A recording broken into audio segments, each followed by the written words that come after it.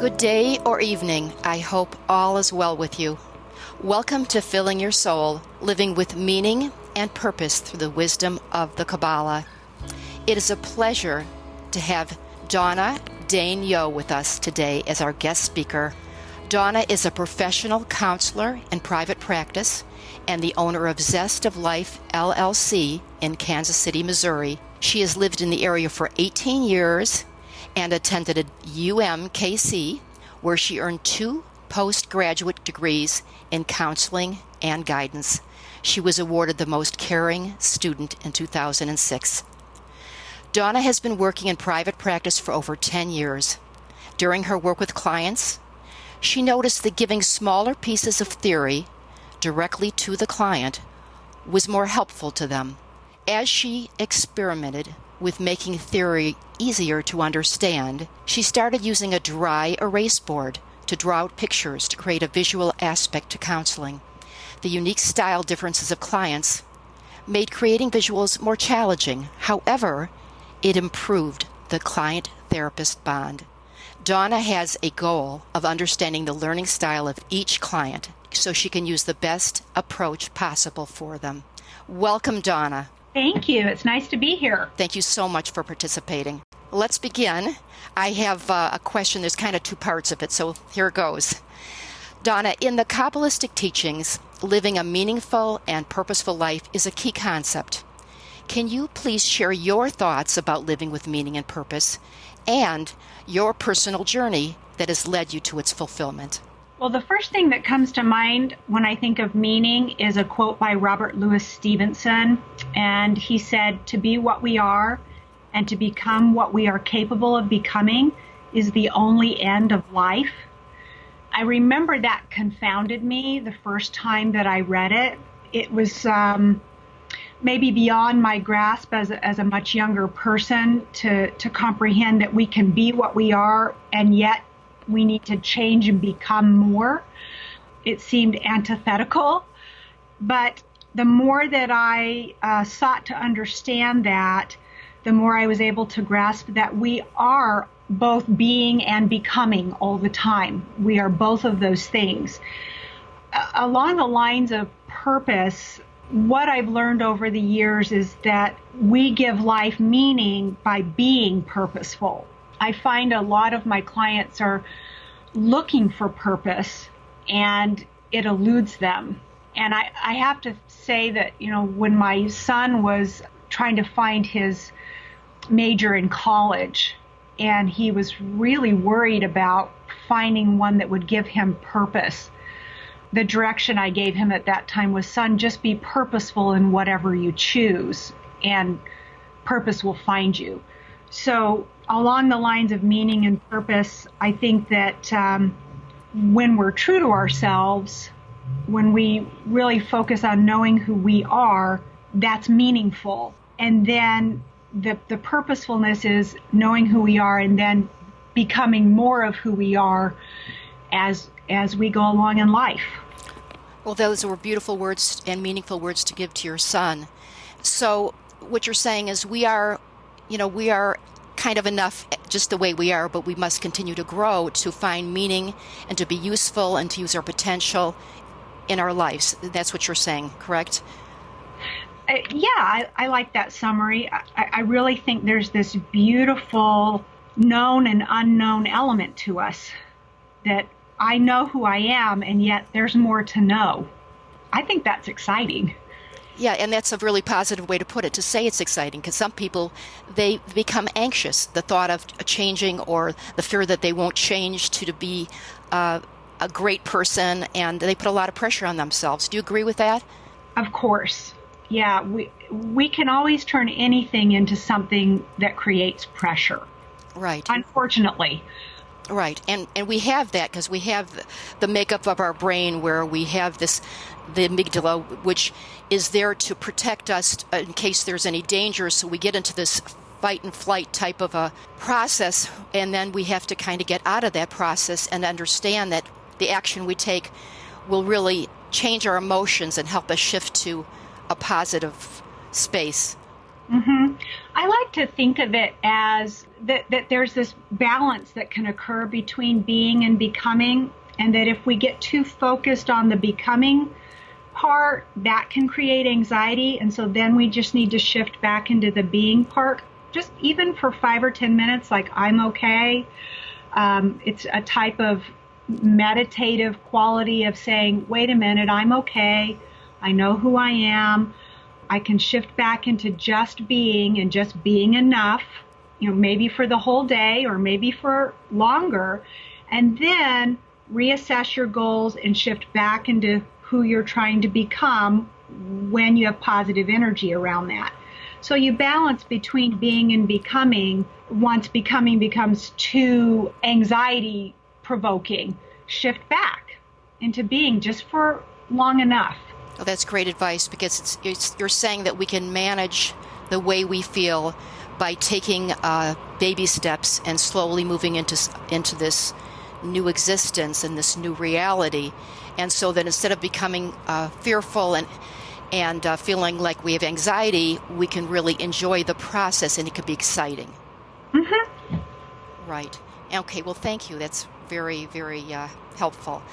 And so, Dawna, what tips can you offer to listeners that can teach and inspire them to connect to their passion and live their dreams?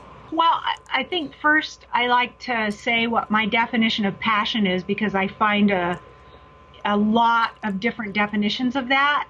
So I define passion as a strength of determination. And I find that when we know who we are, our passion is greatly enhanced. So when I know who I am, then I can have more strength of determination for what I'm going to do with that information. I have a model that I use, and I put it together several years ago because I was trying to understand self-worth better, and I wanted to know what the pieces of self-worth were.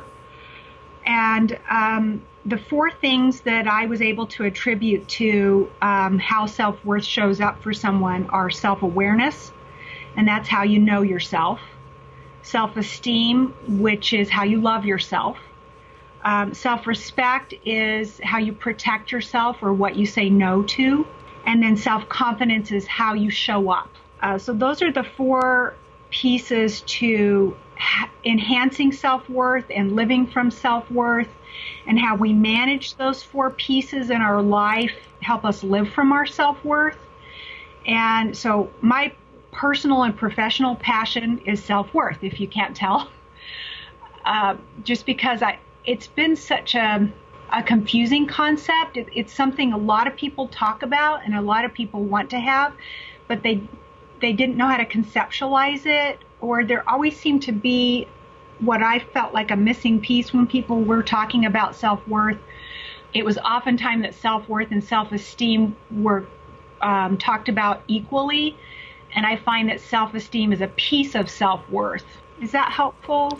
That's helpful. Could you just elaborate a little bit on that? You're saying self-esteem is like a piece of it, a part of it, and to gain all of the worth, what can you do to do that? What can a person do to get to that point? Well, I think when we're living from our self-worth, we are aware. Like self-awareness is the first key component. I have to know who I am to love who I am. So I have to have enough self-awareness to even have self-esteem in the first place. And then once I have both self-awareness and self-esteem, meaning I know myself and I love myself, I need to protect myself. So that's the self-respect piece. So how do I say no to things that hurt me? And how do I say no to things that hurt other people so that I'm managing myself in that space? I'm not letting people hurt me, but I'm also not purposefully hurting other people.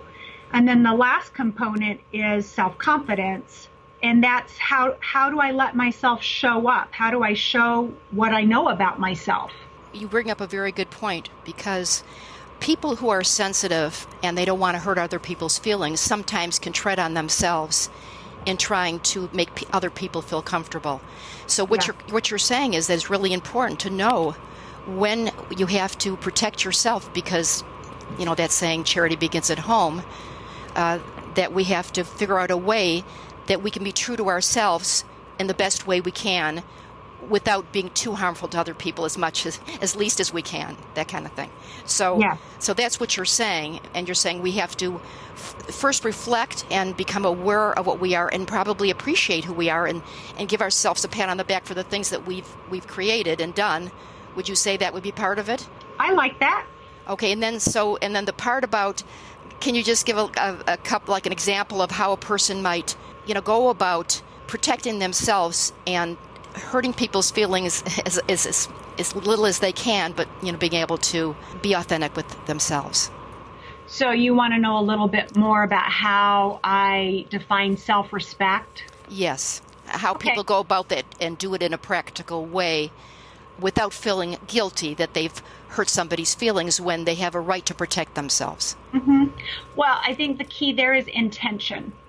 And so, when I'm interacting with family or friends, my intention is to do no harm. I don't ever look for opportunities to be hurtful or be cruel in any way. It doesn't mean that I don't accidentally say something that's hurtful to another person. So when that happens, when it occurs that I make a comment or statement and I see a look come across my friend or family member's face where they feel harmed, I'm going to move to clarify. So my first idea around self-respect is the intention of being respectful. And the second piece of it is clarifying when that intention has not been fulfilled or recognized. And so if the person feels hurt, I'm going to clarify, hey, it looks like what I just said hurt you, or you were offended by it. Help me know how that happened. Help me know what I said there and how you took that in. So I'm really putting the feelings of people first, not necessarily assuming that they understand the world the way I do. True. You're teaching here a skill, because we don't learn this in school. No, I wish we did. And I do think that that's starting to happen more. There seemed to be a lot more movement towards understanding basic relationship skills. But what I tell my clients is you get to self-respect. You get to practice self-respect all day long. And if somebody misunderstands something you say, you get to clarify and seek to understand what they heard or what they think happened. And then if they heard something different than what you said, you get to then repeat what your intention was in saying it. So you're always moving towards deeper understanding through mutual respect. Yes. And especially since, like you say, everyone is programmed differently. Everyone perceives things differently. And so it's a great thing to come to terms with somebody in that very healthy way. Yes, thank you. Okay, so for the next question, Dawna, how can we all remain positive and continue to move forward in the face of personal inner and outer challenges that are part of the human condition? Again, I'm going to make sure that my definition of positivity is understood, because I hate to use a word that someone else is defining differently and then they feel lost in what I'm describing. So I think of positivity as the ability to handle whatever happens. So I really house it in a more of a resiliency conceptualization. If I'm positive, I'm saying I can handle whatever happens. The other version I get of positivity is that I think it's a misconception that only good things are going to happen to me, or I only want good things to happen to me, or I only want good things to happen, to everyone, which we have no control over. So I do have a shift away from believing that only good things happen to, no matter what happens, I'm going to handle it the best that I can. Is that an okay definition? Yes, it is. Okay. And so when we get into that space, I have control over how I think about things. And when positives happen, I can say, oh, I love that. I love it when positive things happen, or when quote, good things happen. And then when negative things happen or challenges occur in my life, I can say, wow, I think I've got the skills to deal with this, or I can get the skills to deal with this. But no matter what, I'm going to deal with it. That's a great attitude. That's an attitude of that nothing, you can conquer anything, and that you're going to grow from it. If you have to obtain more skills, you'll grow from it. Yeah, because negative things have definitely happened to me. And with my clients, that's what they come in to my office with. They don't come in and tell me the great thing that happened the week before. They come in and tell me what went wrong. And then we look at what we can do about trying to be prepared for that the next time it comes, or how to change the practical daily life routines that have co-created some of those challenges. So that's very good. A way to handle it and a way to look at the way maybe that person has handled it before, the obstacles they've had that they have to overcome in order to live life in a more in a smooth way and in a flowing way that's healthier for themselves and provides them with more energy and joy rather than being blocked and conflicted. Is kind of that what you're saying? Yeah, and also I really like to dispel any belief that someone deserves bad things, because I don't believe that. But I also know that those bad or hard things show up for all of us. So I like to get somebody out of the mindset that they deserve even good or bad things. I like them to think more that good and bad things happen consistently, and that we can do things to handle, receive the good and then handle the challenges better, and also try to sidestep certain challenges after we've learned what they are and kind of try to sidestep those in the future. So even though we'll have new challenges, we handle the old ones more quickly or more effectively. Right. It's like that poem. There was a poem where the person keeps stepping into the hole and finally they learn to step around it. That kind of idea. Uh-huh. Yeah, because there are going to be a lot of holes that we need to sidestep. Right. And I guess the idea, too, that we all see things, when we have negative things that happen, they're for some kind of purpose. When you're looking at the whole forest, there's something about it that if we look at it in a positive way and we think of what's come out of it that's positive, we can reframe it and put a positive spin on it, that we're growing and that we learn something from it, and then we won't be bitter or feel as stressed about it. Does that make sense? It does. I think our stress increases when we think we deserve bad or hard things. And I think it decreases when we realize that life is full of challenging events and they're going to show up. And if we have the skills to meet those things head on, we will. And if we don't, somebody will know what we need to know to handle that challenge more effectively. And so we can expand our circle of friends, family, or professionals with the knowledge that we need to face a new challenge and face it well.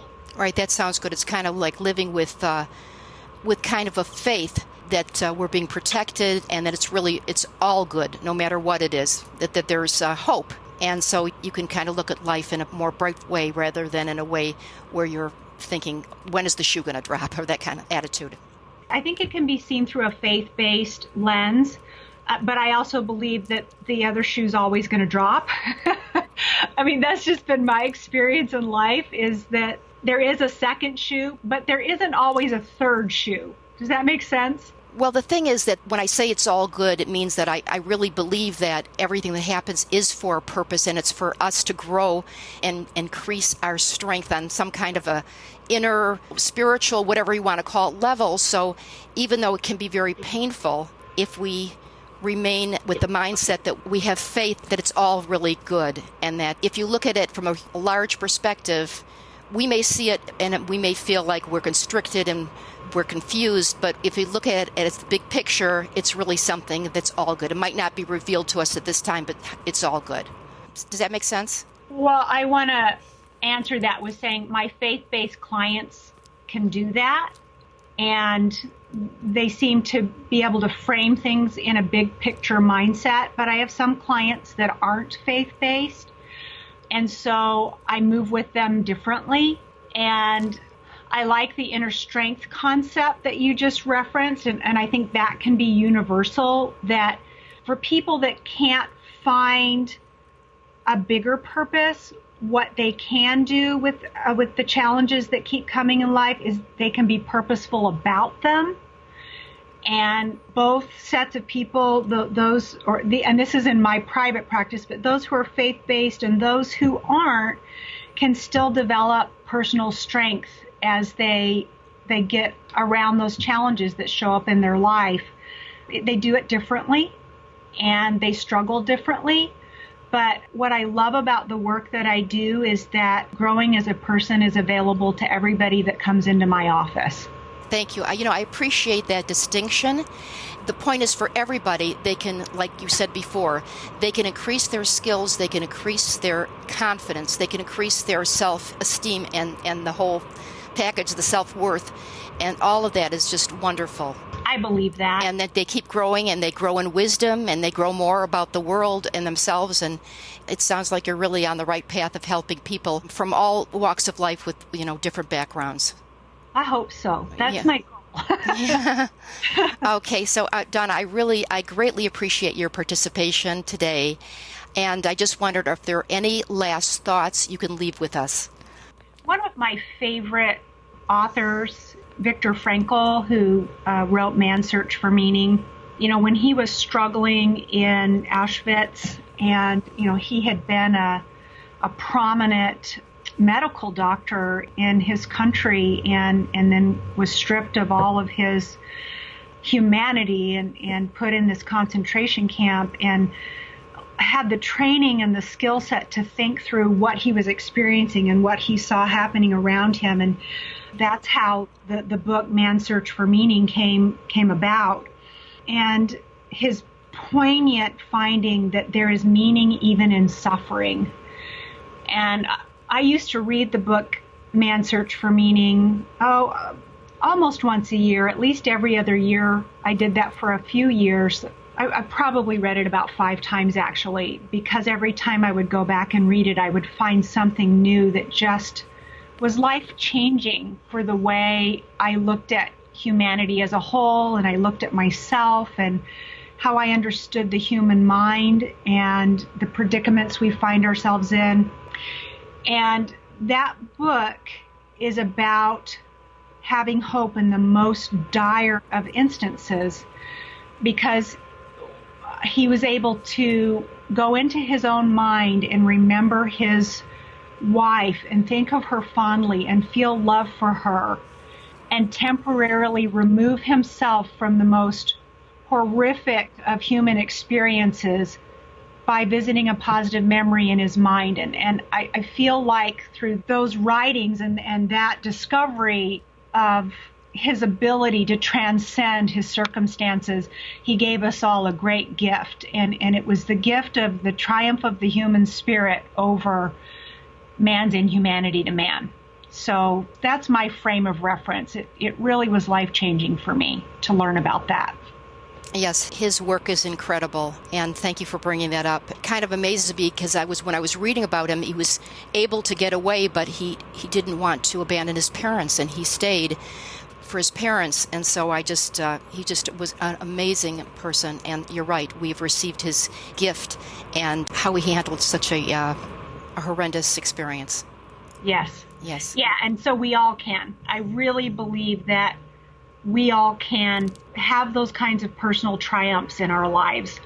Yes, thank you. Thank you for offering all of that information and your experiences and the wisdom that you've imparted to us. So, Dawna, what's the best way for people to get in touch with you? Probably through my website, which is www.zestoflife.com. Okay. I have a contact page there. I also have a Facebook page called Ribbon of Worth, and that's my favorite project I do. It's a Facebook page dedicated to building self-worth. Well, good for you, because that's something that everyone needs. And I don't know what it is, but it seems like people, if you're brought up in a positive environment or a negative environment, whatever it is, I think people have to overcome and build their self-worth, don't you? Yes. Yeah. So it sounds like something that's very helpful for people. And thank you again for sharing with us and being here. And I wish you all the best with everything that you do. You too, Leah. I love what you're doing, and I hope your podcast series is a great success. Thank you so much. And to all of you who are listening, thank you for being here. If you'd like information on other topics, I welcome you to subscribe to the podcast on iTunes. And for my free gift, go to livingwithmeaningandpurpose.com/gift. And God willing, until we meet again, wishing you health, happiness, success, and blessings.